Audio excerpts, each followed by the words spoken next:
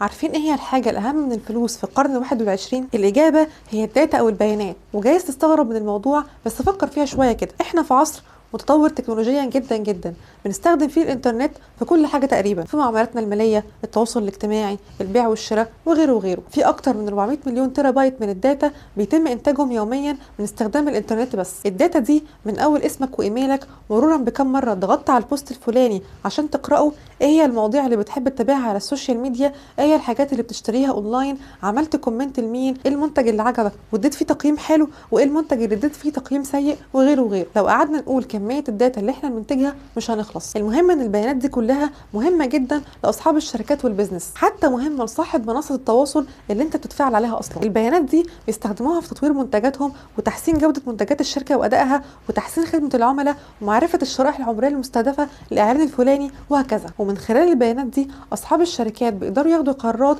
مهمه جدا جدا، اللي بيها يخلوا شركتهم تكبر وتحقق ارباح ومبيعات اكبر. طيب نيجي بقى للسؤال المهم، ازاي ده كله بيحصل؟ وازاي اسمك وايميلك وكومنت انت كتبته ممكن يفيدهم في اتخاذ قرار مصيري يخص شركه ما؟ اللي يقدر يجاوبنا على الاسئله دي هو الموظف الخفي اللي موجود داخل الشركه، اللي يحمل وظيفه اسمها محلل البيانات او داتا اناليست. هنعرف من خلال المهام الوظيفيه بتاعته ازاي بيقدر يحول هذا الكم العشوائي من البيانات لبيانات منظمه ومقروءه ودقيقه جدا، اللي بيها يقدر يتوقع باذن الله اداء الشركه وكمان يقدر يطور من ادائها. وهنعرف ازاي الراجل ده مهم جدا لاي شركه، وازاي تبقى واحد من محللين البيانات. فلو اول مره تشوفني انا ده حسن، وما تنساش تشترك في القناه وتفعل زر الجرس عشان يجيلك كل جديد. يلا بينا. تعالوا نفترض ان في شركه تصنيع اجهزه منزليه منزله اصدارين من غساله ملابس. الشركه لقت ان في اصدار منهم بيتباع بنسبه اقل بكتير من التاني، ومحتاجه تعرف المشكله دي بتحصل ليه بالظبط. هنا بقى بيجي دور محلل البيانات اللي بينفذ الخطوات اللي هقول لكم عليها دي كمان شويه، بحيث ينقذ الشركه من المشكله دي ويشوف ليه ده بيحصل بالظبط. اول حاجه محلل البيانات لازم يعملها هو انه يجمع البيانات. طب البيانات دي عباره عن ايه؟ البيانات دي ليها كذا شكل، يعني بيانات من عملاء اشتروا الغسالتين دول وتقييمهم ليهم، شكاوى من العملاء حوالين الغسالتين دول، استبيان الشركه ممكن تعمله بحيث تعرف ليه الناس بتروح ناحيه اصدار الغساله دي مش الثانيه، تقييمات الناس على السوشيال ميديا بخصوص الاصدارين دول، تعليقات عملوها او ريفيو معين، هل الناس بتقترح لبعضها اصدار الغساله دي دون عن الثانيه، وهكذا. البيانات اللي بيتم تجميعها دي بيكون حجمها كبير جدا وكتيره جدا، في منهم اللي متكرر وفي منهم اللي فيه نسبه خطا وفي منهم اللي فيه تحيز. وكمان الداتا دي مش بتكون منظمه لانها ليها اشكال مختلفه زي ما قلنا. فالخطوه الثانيه اللي لازم يعملها محلل البيانات هو انه يعمل معالجه للبيانات دي او بروسيسنج، يرفعها على حاجه بيسموها داتا ليك زي كلاود سيرفر مثلا، وبيبدا ينظم الداتا دي ويشيل اي بيانات مكرره او خاطئه. الخطوه دي مهمه جدا يا جماعه، عشان فيها بيتم استخراج البيانات المهمه اللي محلل البيانات محتاجها عشان يدخل على اهم مرحله، وهي مرحله التحليل. في مرحله التحليل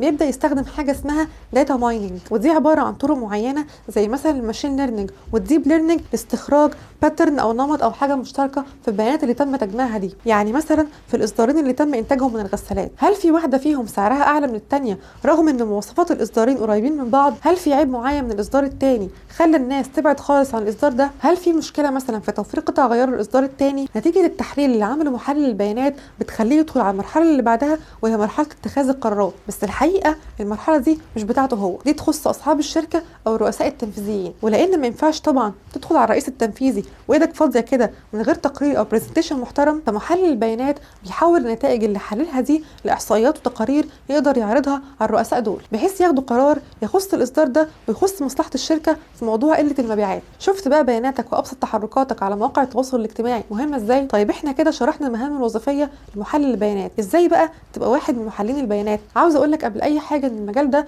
الطلب عليه متزايد جدا. بحسب الاحصائيات الرسميه فالمتوقع زياده الطلب على محللين البيانات بنسبه 23% على سنه 2032. وحابه اقول لك ان المجال ده مش بس بتطلبه شركات تقنيه، لا، كل الشركات بانواعها بتحتاج محللين بيانات، لانه ببساطه باذن الله بيضيف لاي شركه ميزه سهوله اتخاذ القرارات وسهوله تطوير المنتجات بناء على تحليل سلوك المستهلك وبياناته. فباذن الله هو بيوفر على الشركه كتير جدا. عشان تدخل المجال ده انت محتاج اللغه طبعا، وهنا لغه البايثون وار هم اللي انت هتحتاجهم. وطبعا لازم تتعلم عن تخزين الداتا ومعالجتها وتنظيمها، وهنا لازم تتعلم لغه الاس كيو ال اللي اختصارا ليه ستراكشر كيوري لانجويج. مهم تتعلم الماشين ليرنينج والديب ليرنينج، وده لان الذكاء الصناعي داخل بقوه في المجال ده لسرعته في تحليل البيانات، خصوصا الكبيره والمعقده منها. وباذن الله هبقى اعمل لكم حلقه عن الاثنين دول وازاي الاثنين دول بيساهموا في تسريع عمليه تحليل البيانات وبقى مهمين جدا في المجال ده. واخيرا انت لازم تتعلم احصاء وازاي ممكن تعرض البيانات دي على شكل جرافس وفي صوره اكسل شيت. زي ما قلت لك انت في الاخر كمحلل بيانات ملزم انك تعرض البيانات الاخيره في صوره تقارير لمديرينك بحيث يقدروا ياخدوا قرارات مصيريه تخص الشركه. فانت اكيد مش هتدخل تقول لهم كلام نظري، لازم كلام يبقى منظم